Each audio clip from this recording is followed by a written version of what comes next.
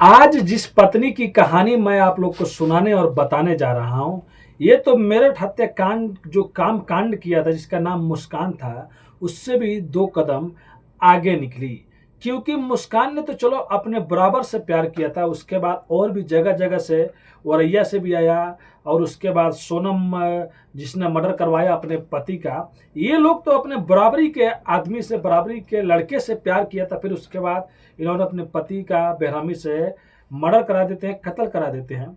लेकिन आज की जो कहानी मैं आप लोग को सुनाने और बताने जा रहा हूं, ये एक ऐसी लड़की की कहानी है जो अपने से 2-3 गुना ज्यादा के आदमी से प्यार करती है, वो भी रिश्ते में उसके फूफा लगेंगे। और यही फूफा और यही लड़की मिलके एक प्लान बनाते हैं और इस लड़की का शादी होता है और शादी होने के 45वें दिन फूफा और वो लड़की मिलकर अपने पति का मर्डर करा देती है, वो भी बेरहमी से। तो चलिए पूरी घटना को इस कहानी के माध्यम से बताएंगे। आखिर फूफा कैसे उस लड़की को जानता था और ये लड़की को उस फूफा से कैसे प्यार हुआ था और कैसे ये लोग प्लान किए, कैसे मर्डर किए और ये कहानी कहाँ का है, सब इस कहानी में बताएंगे।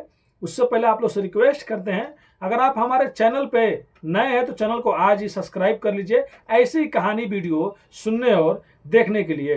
तो नमस्ते, आदाब, सत श्री अकाल। आज की जो सच्ची घटना मैं आप लोग को सुनाने और बताने जा रहा हूं, एक घटना बिहार प्रदेश के औरंगाबाद जिले की कहानी है। एक लड़की होती है जिसका नाम गुंजा होता है और वो लड़की का शादी आए दिन कहीं ना कहीं पे लगा करता था, लेकिन शादी कट जाया करता था, किसी को कुछ पता ही नहीं चलता था।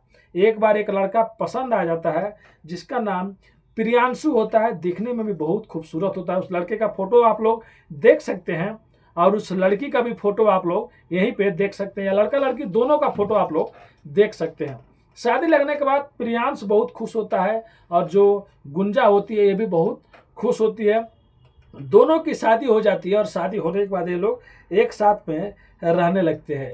जैसे ही एक साथ में रहने लगते हैं, एक दिन किसी काम के कारण उस लड़के को कहीं जाना पड़ जाता है और वो चला जाता है। लेकिन जाने के बाद उसे क्या मालूम होता है कि वो कभी वापस घर नहीं आ पाएगा। उसे क्या मालूम रहता है कि उसके घर वाले उसको दोबारा कभी नहीं देख पाएंगे। चला तो जाता है वो, लेकिन 24 जून 2025 की दिन फिर वो ट्रेन से अपने घर आ रहा होता है, अपनी पत्नी के पास आ रहा होता है। तभी उसके 2 दोस्त पहुंच जाते रेलवे स्टेशन पे और उसको वहां से बाइक पे बैठा लेते हैं और वो बाइक वही लड़का प्रियांशु चला रहा होता है। लेकिन जैसे रास्ते में आता है, कुछ लोग आते हैं, कुछ लड़के आते हैं बाइक से और बाजू में बाइक खड़ा करके प्रियांशु से पूछते हैं कि ये गांव किधर जाएगा, ये गांव कहाँ पे है, किसी गांव का नाम पूछते हैं। जैसे प्रियांशु बताने लगता है, तुरंत उसी में से एक आदमी बंदूक निकालता है, रिवॉल्वर निकालता है और गोलियां चलाने लगता है। 4 गोली तो मौके पे ही जो प्रियांशु होता है उसके सर में लग जाती है और 4 गोली उधर उधर लग जाती है, यानी कि कुल 8 फायरिंग उधर से वो लोग करते हैं, जिसमें 4 गोली लग जाता है। प्रियांशु की वहीं पे मौके पे मौत हो जाती है। अब जैसे प्रियांशु का मौत होता है, उसके बाद चारों तरफ अफरा तफरी मच जाता है, वहां से वो लोग भाग जाते हैं। पुलिस मौके पर पहुंचती है, लाश को कब्जे में लेती है और लाश को कब्जे में लेने के बाद उसका पोस्टमार्टम के लिए भेजा जाता है। और फिर उसके बाद जब घर पे लाश आता है प्रियांशु का, तो उसकी पत्नी गुंजा रो रही होती है, चिल्ला रही होती है, चीख रही होती है, क्योंकि शादी के 45वें दिन यानी कि 1.5 महीने के बाद जिसका पति का मर्डर हो जाए, जिसका पति को किसी ने मार के भाग गया और ये भी पता नहीं चला कि क्यों उसने मारा हो, तो सोच सकते उस परिवार पे क्या बीतता होगा। इधर लड़की के घर वाले भी रो रो के बुरा हाल हो जाता है, लड़के के भी घर का रो रो के बुरा हाल हो जाता है। लेकिन पुलिस को सबसे पहले उसकी पत्नी पे शक होता है, क्योंकि आए दिन ऐसी घटनाएं सामने आ रही होती है। जैसे सोनम हो गया जिसने अपने राजा रघुवंशी का मर्डर कराया हनीमून के बहाने। फिर आप लोग मेरठ हत्याकांड देख सकते हैं। फिर एक प्रगति नाम की औरैया की। पुलिस सबसे पहले जो उसकी पत्नी रहती है उसका मोबाइल कॉल डिटेल निकालती है, CDR निकालती है, तो पता चलता है कि एक नंबर है, उस नंबर पे अक्सर वो बात किया करती थी। और जब उसका पूरा डिटेल निकाला जाता है तो पता चलता है कि शादी के दिन एक नंबर पे वो लगभग 99 बार बात की रहती है, हर कुछ ना कुछ देर टाइम बाद। तो पुलिस उस नंबर को जब निकालती है तो पता चलता है कि वो लड़की का फूफा रहता है और वो लड़की का फूफा का नाम जीवन सिंह रहता है, जिसकी उम्र 60 साल होती है। अब पुलिस कड़ी में कड़ी मिलाने लगती है, कड़ी से कड़ी जुटाने लगती है। फिर बाद में उस दुल्हन को उठाती है पुलिस, और उठाने के बाद पूछताछ करती है। पहले तो कुछ नहीं बताती है, लेकिन इधर और कॉल डिटेल सामने आता है। जिस दिन प्रियांशु का मर्डर हुआ रहता है और जो लोग मर्डर करके गए रहते हैं, 1 2 3 नंबर और भी ऐसा दिखता है जिसपे वो औरत जो रहती है, जो दुल्हन रहती है, उसके नंबर से उस नंबर पे बात हुआ रहता है।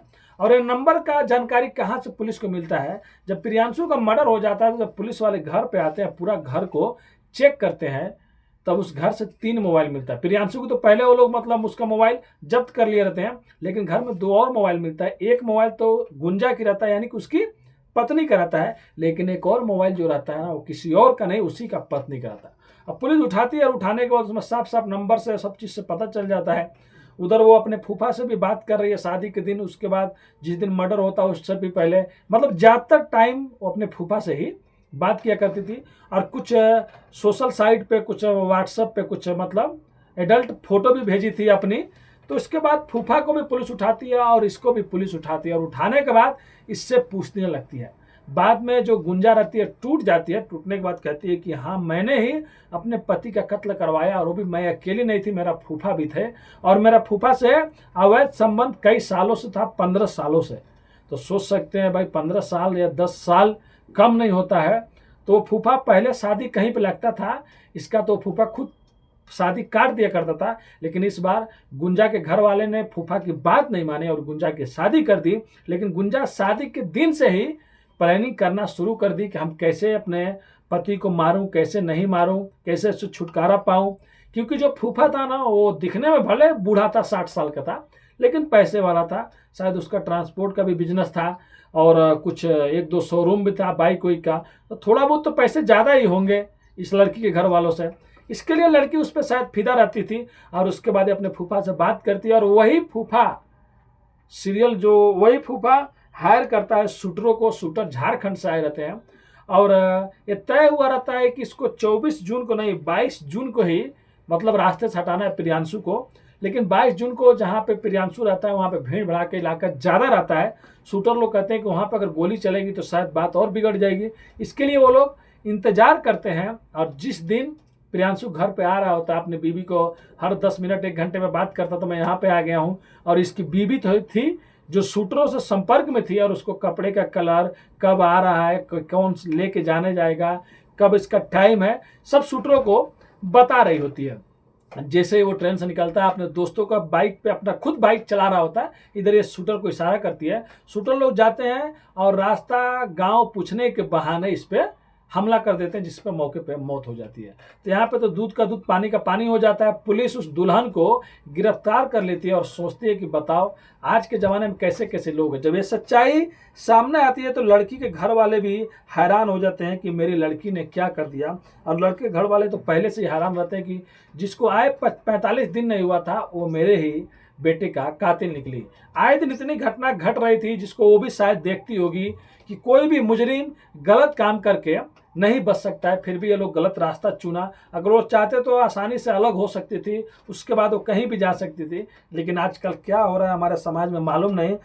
पत्नियों का कुछ भी पता नहीं चल रहा है शादी के बाद, वो लोग का दिमाग में क्या चल रहा है। और लगभग सोच सकते हैं 2025 में 1 2 नहीं, बहुत ज़्यादा मर्डर हो गया, और पत्नियां ने ही ऐसे मर्डर पति का किया है। तो इन लोगों को भी मैं एक ही चीज़ कहता हूँ, कोई भी है, लड़के हो या लड़की हो, भाई अगर एक दूसरे के साथ में नहीं रहना है तो अच्छे से बात करो, डाइवोर्स ले लो, अलग हो जाओ। किसी का जो बेगुनाह उसको क्यों मर्डर करना।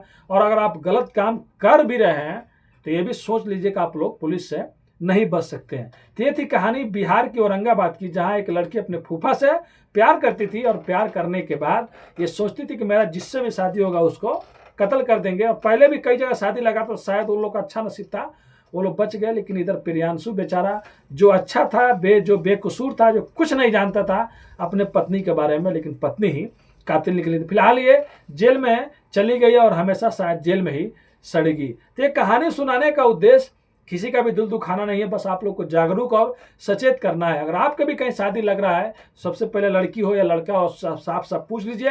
अगर उनका कहीं पर कुछ है, दोस्ती है, तो आप लोग पहले अलग हो जाइए। आपकी कहीं और भी शादी हो सकती है, लेकिन शादी अगर हो भी जा रही है तो बात कीजिए, लेकिन ये सब गलत काम मत कीजिए, क्योंकि ये गलत काम करने के बाद भी आप बच नहीं सकते, क्योंकि कानून से कोई नहीं बच सकता है।